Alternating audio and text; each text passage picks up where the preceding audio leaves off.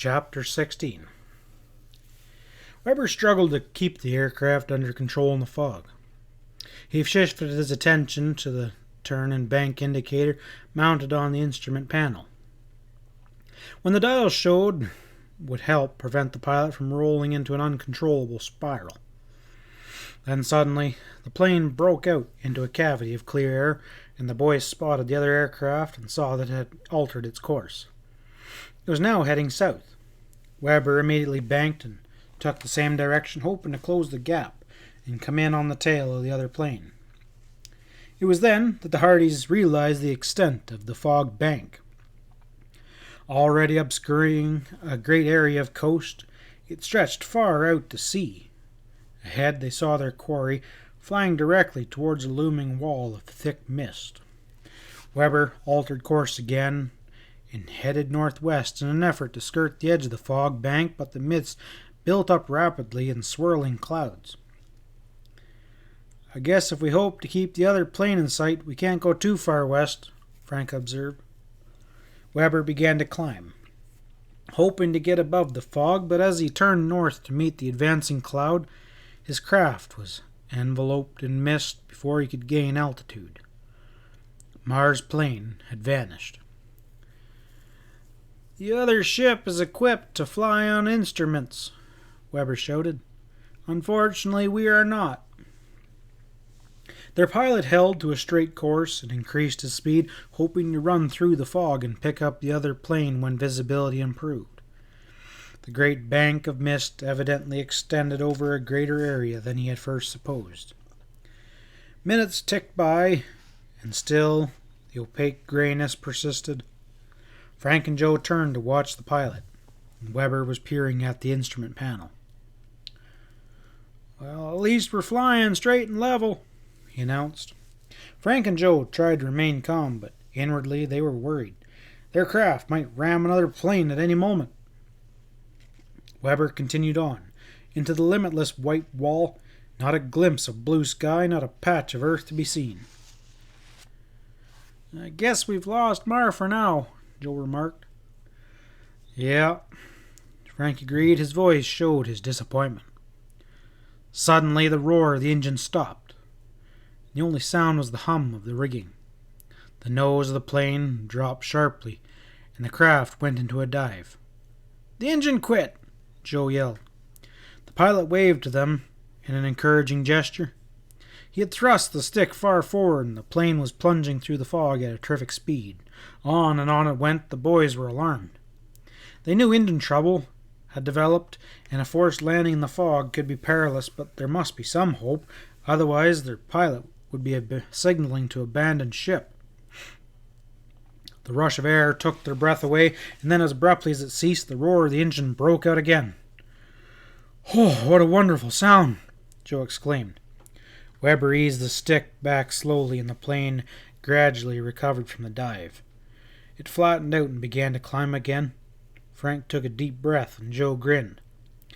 But their relief was short-lived. Again the engine began to act up. It sputtered, balked, misfired, and picked up again. No longer was it throbbing with its previous regularity.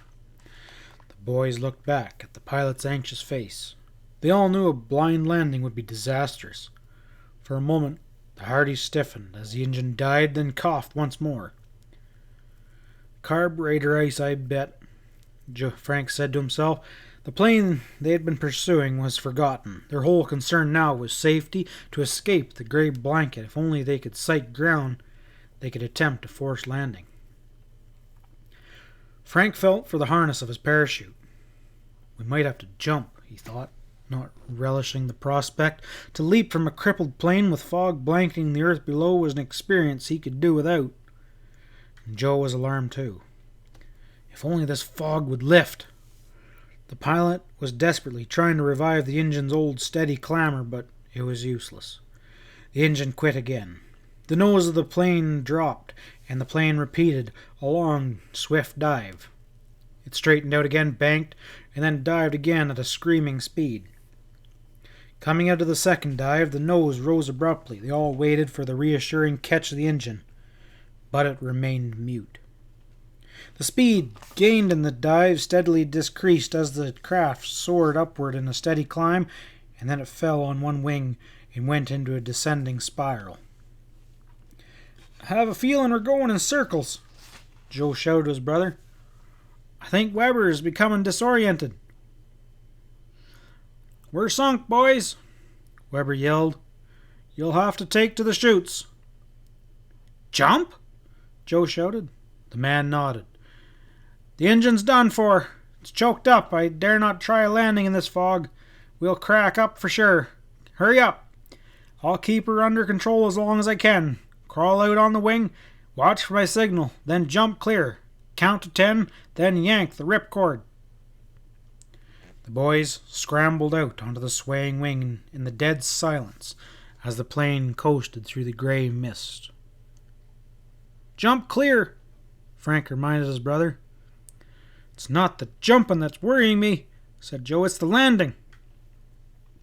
The boys knew they had no control over their direction and had no idea of what lay beneath. They might be plunging directly into a lake or into a city street. Out on the wing, Frank and Joe clung for a moment, their eyes upon the pilot. Weber raised his hand and then brought it down sharply. "Jump!"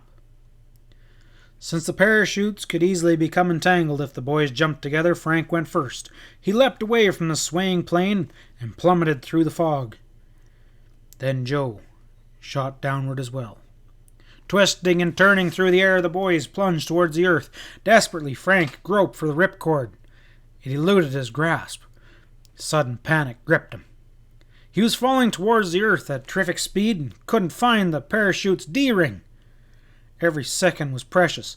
He knew that even if he found the ring, it might be moments before the parachute opened, and by then he might have already reached an altitude too low to permit the chute to billow out in time. Then his groping hand found the ring and he tugged it. Nothing happened. He was still tumbling through the mist and clouds. About to give up hope, Frank heard a crackling sound above him. Then with a sudden jerk, as though a giant hand had grabbed him, Frank found himself gently floating through space. Through the wreaths of mist, he glimpsed another object. It was a parachute similar to his own, dropping slowly through the fog. Joe at least was safe. But what of the pilot and the crippled plane? Where were they? End of chapter 16.